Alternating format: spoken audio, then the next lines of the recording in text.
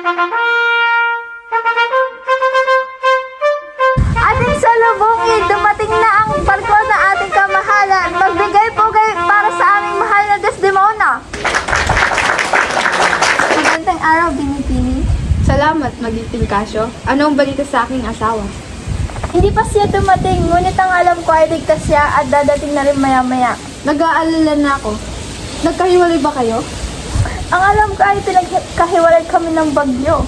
May barko, may barko. Ngunit, tignan mo, may paparating na barko. Kaibigang Iago, maligayang pagdating, Binibini. Iago, sana ay huwag kang magalit dahil hinalikan ko ang kamay ng iyong asawa. Tanda lang ito na paggalang ko saan ako nanggaling. Ginoo, kung binigyan ka ng halik na parang binigay sa akin, magsasawa ka. Nagkakamali ka. Isa siyang mainhin na babae. Hindi kaya, mandaldal siya. Ayaw niya tumimik pag ako'y natutulog. Pero tahimik lang siya pag nasa harap mo binibini. Pero alam ko na pinapagalitan niya ako sa kanyang isipan. Wala kang rason para sabihin niya. Pare-pareho kayong mga babae. Mabait kayo pag nasa labas, pero pag nasa bahay puro kayo reklamo. Umarte kayo na parang santo pag nagre-reklamo, pero parang timonyo pag trinato kayo ng mali. Hindi niyo sineseryoso ang gawaing bahay at ang lakas ng loob niyo pagdating sa kama. Walang hiya ka, sinungaling. Totoo naman, o baka ako ay isang kontrabida. Gigising ka para maglaro at magsimula ng trabaho pag ikay nasa kama na. Wala ka talagang magandang sasabihin sa akin. Wala nga. Ano ang masasabi mo tungkol sa akin kung may maganda kang sasabihin? O Binibini, wag mong gawin sa akin to. Walang may dudulot ang sasabihin ko sa inyo. Sige na, subukan mo lang. May pumunta na ba sa harbor? Oo, madam. Hindi ako masayahing tao sa inaakala niyo. Nag-aalala ako para kay Otelo. Dali, anong maaari mong sabihin tungkol sa akin? Nag-iisip ako pero hindi ako matalino. Oh, teka. May isa ako naisip. Pag ang isang babae ay maganda at matalino, gagamitin niya ang kanyang ganda para makuha ang gusto niya. Magaling. Paano kapag pangit pero matalino? Siya ay mapangit, magaling siyang humanap ng lalaki ng kanyang pagtutulugan. Itong usapan na to ay lalo lang lumalala. Paano naman kapag siya ay maganda pero bobo? Walang magandang babae na bobo. Mas nagugustuhan ng mga lalaki ang mga babae sa katangahan nito. Isa lang itong kalokohan na sinasabi ng mga lalaki sa tambayan. Kay pangit sabihin para sa mga babae. Sinong mapangit at bobo? Gaano man kapangit o tanga ang isang babae, alam niyang gawin ang ginagawa ng isang matalino at magandang babae. Napaka-bobo mo.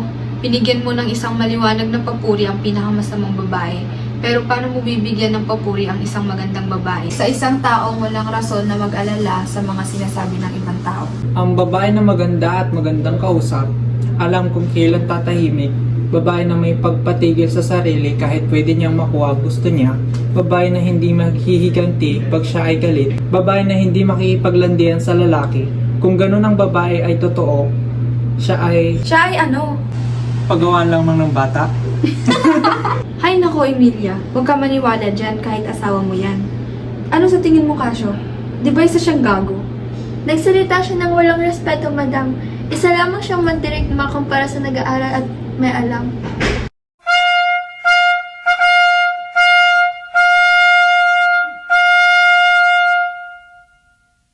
Ang kulit!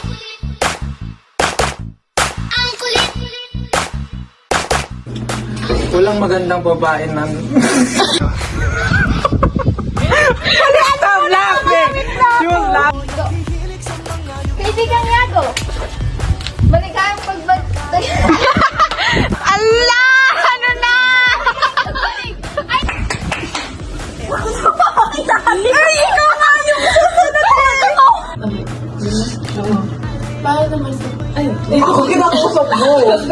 Nag-aalala na ako.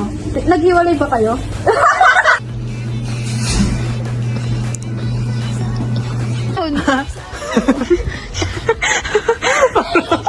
Parang bubuli. Salamat, Magiting Kasyo. Ano ang balita sa aking asawa? Hindi ko alam. Yan nga muna! Lang kasi may sasabit lang ako saglit tapos yun Oo, tanong. tapos din mo na Hindi madaldal kaya, siya. madaldal siya. Ayaw niyang Ayaw niyang tumahimik pag ako'y natutulog. Tahimik lang siya pag nasa harap mo. ka lang. Inang arte, daming arte! Pag siya ay pangit, mas magaling siya. Walang Giling-giling